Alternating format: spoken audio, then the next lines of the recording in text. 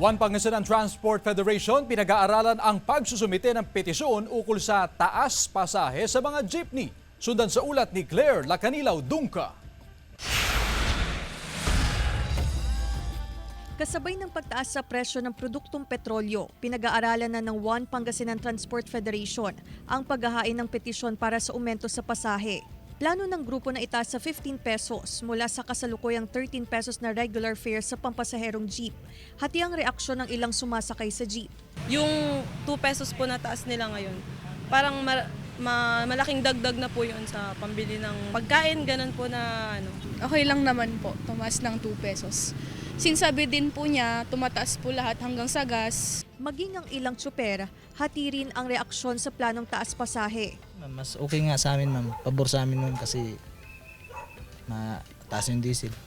Hindi muna po pwede kasi sa sitwasyon ng pamamasada namin, medyo hirap ang pasada eh.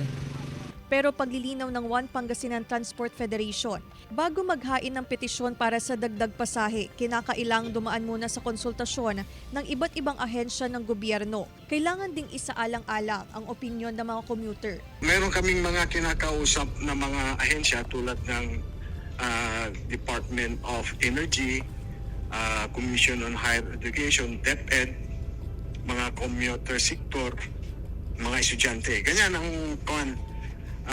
proseso kung paano kami magtaas at ng pamasahe namin.